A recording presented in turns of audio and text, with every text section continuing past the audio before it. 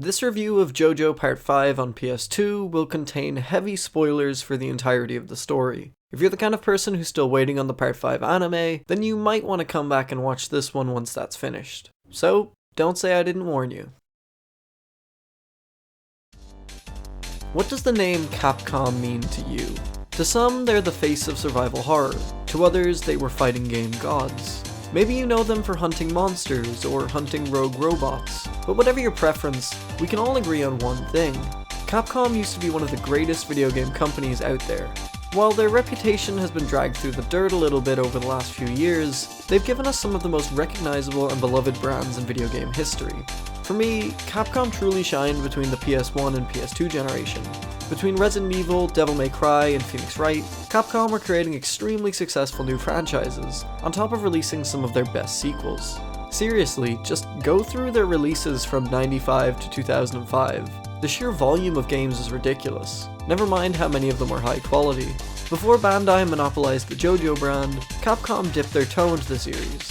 While the fighting game side handled Heritage in the late 90s, the early 2000s would see us shift away from the genre. A year after the first Devil May Cry, and 2 years before the first Monster Hunter, Capcom would release GioGio's Bizarre Adventure Vento Aureo, the first 3D JoJo game and the only one based on Part 5. The golden age of Capcom combining with the gold experience of JoJo seems like a match made in heaven. So, how did it turn out? That's what we're here to discuss today. So sit back, pop on some Prince in the background, and enjoy.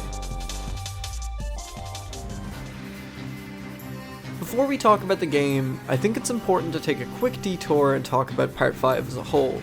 In the West, we've got a weird relationship with Part 5. If you check any fans' list of favourite JoJo parts, 5 tends to be near the bottom. The main reason for this is it having one of the worst fan translations, to the point where entire characters were misinterpreted and poorly represented. Personally, I rank Part 5 lowest on my list for more reasons than just the translation, but that's a conversation for another day. Regardless, while the West isn't big on Part 5, the rest of the world is a very different story. In Japan, Part 5 is often touted as the most popular part, and that comes as no surprise if you look at releases. Vento Aureo almost equals Stardust Crusaders when it comes to spin-offs. With 2 light novels and a PS2 game, Japan has a lot more exposure to Part 5 than we do in the West. If you don't believe me when I say it's popular, then listen to Japanese fan reactions to this All-Star Battle trailer.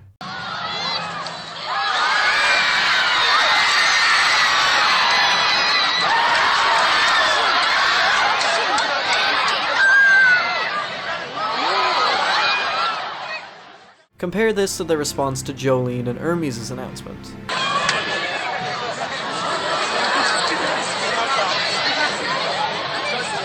Part 5 also matches Part 2 when it comes to representation in All-Star Battle and Eyes of Heaven, third only to Parts 3 and 4. Japan can't get enough of the pretty boys of Italy, and it shows. I feel like this explains the wait we're going through before we get the David Productions adaptation. I wouldn't be surprised if they're making sure they get everything perfect, as to not feel the ire of thousands of Japanese fangirls. So, if you find yourself wondering how this happened, now you know. Now, we can get into the game itself. JoJo's Bizarre Adventure is a 3D beat-em-up that retells the story of Part 5, much like the Phantom Blood PS2 game by Anchor Inc.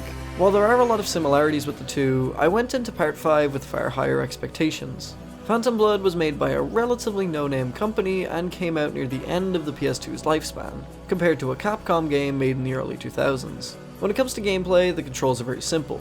There are 8 separate playable characters, and most of them stick to the same basic combat, with some individual variety. Pressing square leads to a generic combo, and triangle is a special ability for each character. For example, Bruno can zip across the floor extremely quickly with sticky fingers. Pressing X usually leads to a stun such as Bruno's, or a hard knockdown like Giorno or Ghiaccio. By pressing R1 you can use one of your stand's abilities, usually a long range punch. By holding R1 you can charge the ability up to level 3 and deal more damage. Finally, every character has an evasive roll with Circle. However, each character has 2 movesets. By pressing L1, the character will call out their stand to follow them. Using your stand's attacks or blocking hits reduces your stand meter, and if it depletes you'll need to wait a certain amount of time to use it again. While most of the stands just unlock stronger abilities, others completely change the fight. Narancia, for example, can use Aerosmith to fly around the stage and carpet bomb the enemy, or Fugo's Purple Haze that acts like any other character, with his own dodge and movement speed. Over the game's 11 stages, you'll play 8 different characters, meaning you never get too comfortable with one moveset. There are some annoying things about this game's systems though. For example, blocking. The only way to block is by having your stand out, which will automatically block for you. So if your stand is broken, you have no way to defend yourself besides rolling. Besides that, the game controls and feels a lot better than Phantom Blood, although it's not exactly anything to write home about. The game has more variety due to the stands, and each character feeling vastly different from the previous, but it's no Devil May Cry.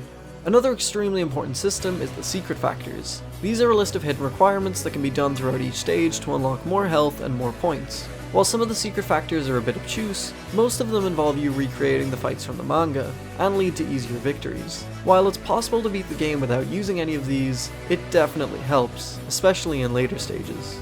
The main game mode is the story mode, and once you complete that, you unlock the ability to play through the stages again with a character select. The story only takes around 5 hours to beat, making it fairly short with only 11 stages. Some stages have multiple fights, whereas the first few are mostly just one. Between stages, the story is told through panels recreated from the manga with 3D models. And while it doesn't look amazing, they're not horrendous. Since the story is the only real content in the game, I think we should do something a little different and break down each stage in order, from start to finish. Let's start from the beginning. Part 5 spans 155 chapters and 17 volumes, meaning a 5-hour game won't really be able to squeeze all of the content in there. Most of the main story is there, but a lot of the smaller fights are cut out, such as Clash and Talking Heads, which can't really be translated into a beat-em-up. Other aspects of the story, like the gang's flashbacks, the search for Pulpo's treasure, and the epilogue are removed too. Consider the game a streamlined version of the events of Part 5. The first stage skips right over Koichi's appearance and leaky-eyed Luca to Bruno's first appearance. The stage starts by teaching you the game's mechanics and involves a simple fight with Bruno on the train. Once you win, Bruno escapes with sticky fingers and leads you to the second half of the stage. Here, the gameplay changes to hide and seek. Bruno will use sticky fingers to move around the stage, expecting you to figure out where he's gone. While you have a 5-minute timer, the stage isn't too big and finding him is no big deal. After this, Bruno will hide in one of the NPCs wandering the stage. You can just hit each of the civilians until you find him, but here's where the secret factors get interesting. If you find Bruno's tooth and use your stand on it, it'll turn into a fly and follow the real NPC that Bruno is in, just like how Giorno defeats Bruno in the manga. The stage acts as a tutorial, and even though it's not perfect, it's got enough variety and fun to make it a good starting point. The second stage takes place during Giorno's test to join Passione, and involves fighting Pulpo's Black Sabbath. This is less of a straight up fight and more about dragging Black Sabbath into the sun to deal massive damage. This can be done by dodging his attacks and comboing him out of the shade, or by luring him into the shade of the pillars and destroying them. This stage is short, but interesting, and doesn't overstay its welcome. After blowing Pulpo's brains out and skipping 14 chapters, we hit stage 3.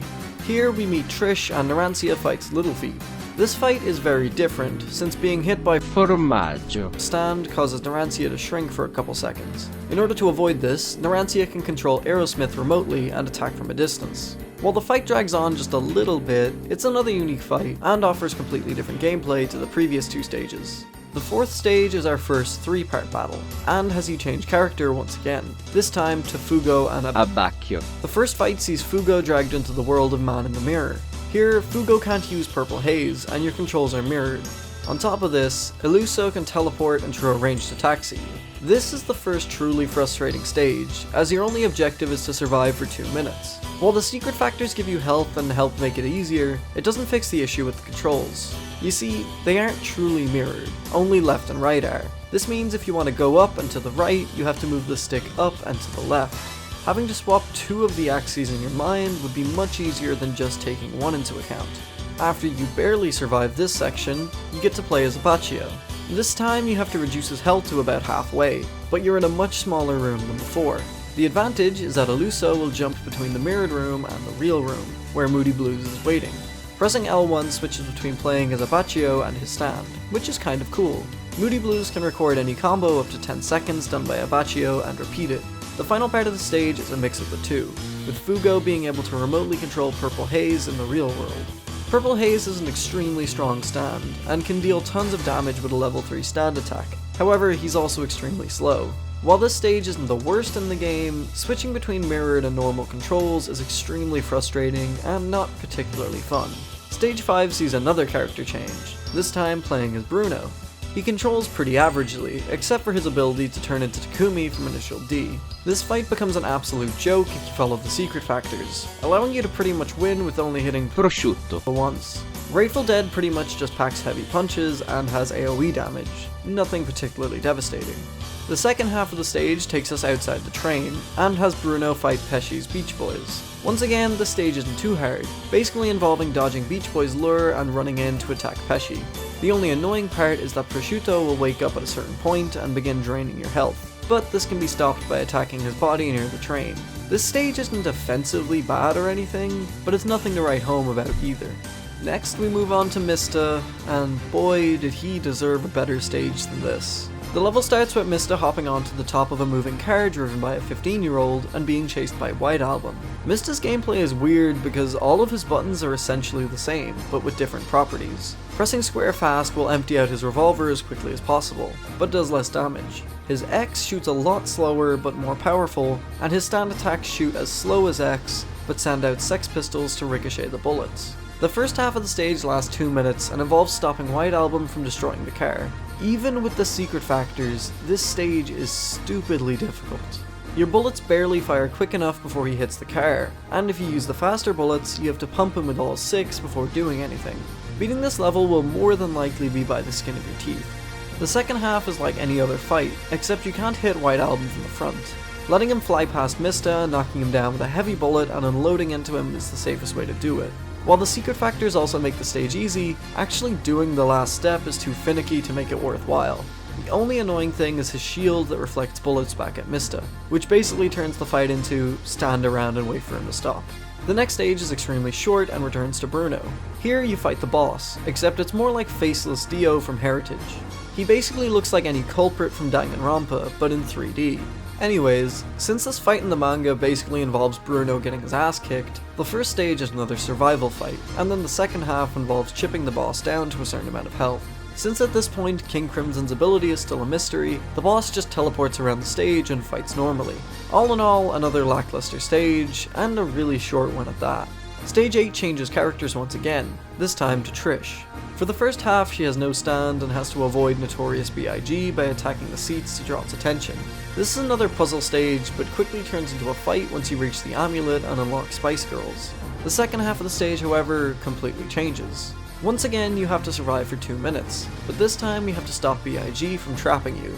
This is easily accomplished by knocking it back with a few stand attacks and rolling to dodge its swipes. Once you get a rhythm going, it's pretty easy. After this, we've got a chapter of cutscenes, and we're into the last 2 stages. Stage 10 might very well be one of the worst levels I've played in a video game in a long time. The objective is quite simple. Climb the streets up until you reach the exit. Shouldn't be too hard, right? Well, let me break down the countless reasons it's bollocks. Number 1. Secco can teleport around the stage at will, meaning running away from him doesn't give you an advantage because he can just teleport in front of you. Number 2. Standing near Secco causes Mista to slow down, and it'll slow you down until you get away from him for a certain amount of time. Too bad he teleports into you just as it runs out. Number 3. Secco can knock you down multiple levels with one attack, including attacks that literally come out of nowhere and you just have to use trial and error to avoid. Number 4. Sometimes Secco will just teleport beneath you and grab you, throwing you down multiple levels. There's no warning and there's no way to dodge it, you just get fucked. Even with perfect rolls and knowing what to do, the instant teleport just makes this level one of the worst things I have ever played.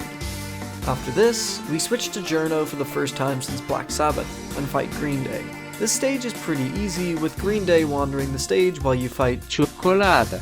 Green Day leaves a trail of moss that will cause AoE damage for a while if you touch it, but hitting the stand causes it to go away. Other than that, the fight itself is easy though, as long as you don't get cornered by Cioccolata when he becomes Monsoon. Then we switch to the final fight of the stage as Bruno vs Secco. While you might want to take your anger for the climbing stage out on Secco, it's not that easy, since this stage isn't a cakewalk. He can still teleport around and attack you, so most of the strategy involves letting him come up, block his attacks, and following it up with a level 3 stand attack. Once he unlocks the rain attack about halfway through the stage, he becomes even more annoying, but he can be interrupted during the attack, so it's not the end of the world. After that, we hit the final stage. Here we play as another new character, but this time it's an old favourite. Polnareff wheels his way into the story and has to immediately fight the bosses King Crimson. He actually has one of the more unique styles on account of the wheelchair. He moves a lot faster, and if Silver Chariot loses all of its strength, then Polnareff will fall to the floor and be unable to get up. King Crimson's ability isn't to teleport anymore, instead allowing him to slow time down for your character to a crawl, while he can move around normally. While this isn't how King Crimson actually works, it's the easiest way to have it work in a video game. The icing on the cake, however, is that you get to fight to a remixed version of Polnareff's theme from Heritage.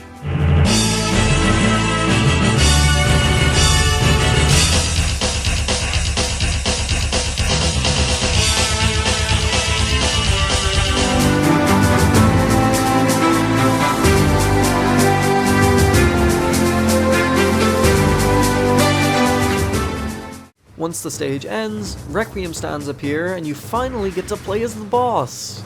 But really, it's just Bruno's soul inside the boss's body. Anyways, now that everyone's Freaky Friday, you have to stop Silver Chariot Requiem. This one's unique in that you have to stop Requiem from reaching the end of the hallway, but he'll use sticky fingers to stop you. It's not too hard, since using hard knockdowns will keep him at a nice distance. Once you stop Requiem and everyone goes back to normal, it's time to finally have the showdown between Giorno and the boss. This final level is a straight up one-on-one fight, and isn't too difficult. Because Gold Experience Requiem is the most broken stand in the history of JoJo, he's no longer affected by King Crimson's time stuff. While Giorno still moves slowly, as long as you have Golden Experience out, you can fight normally with him, which is really satisfying actually. Once you bring his health bar to 0, it's all over. NANI?!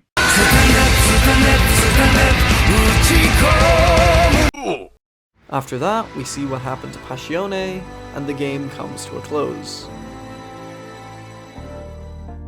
There's a lot that I can say about this game, and I think breaking down each level was important for the point I'm about to make. Overall, taking everything into account, the game is better than Phantom Blood. The music is pretty good at points, there's a wider variety of characters and gameplay styles, and the cutscenes constantly move and don't force me to fall asleep. However, that doesn't make the game perfect. For one, it only took me about 3.5 hours to beat the second time, and I really think there could have been other fights. I would love one of the chapters to have you play as Diavolo versus Metallica, or even any of the chapters between Black Sabbath and Little Feat. Instead, what you get is a game that flip-flops between some pretty good stages and ideas to some of the worst levels I've ever played. The second half is almost a complete write-off, between the stupidly difficult White Album and Green Day to the boring B.I.G fight. It's not like Part 5 didn't have more fights for them to put in the game. You could have had a puzzle stage based around Babyface, where you have to find what object it transformed into in a massive car park, or even have Koichi help out in the fight with Black Sabbath. Something tells me this game was pushed out the door on a very low budget. The quality of the models and the loading screen should be enough proof of that. Beyond that, there's proof that this game ended up with less content than intended. A reveal trailer from around 2002 shows a model for Koichi Hirose among the Part 5 crew, even though he appears nowhere in the game. Presumably, the game was meant to include extra stages in the beginning where you play as Koichi, possibly against Black Sabbath, but it never made it in. The game was supposedly announced for English-speaking regions, and then cancelled. I can't find a source on that other than the wiki, but I honestly wouldn't be surprised. Even Capcom don't want to fight with the music industry over licensing. In the end, the search for a great JoJo game goes cold once again.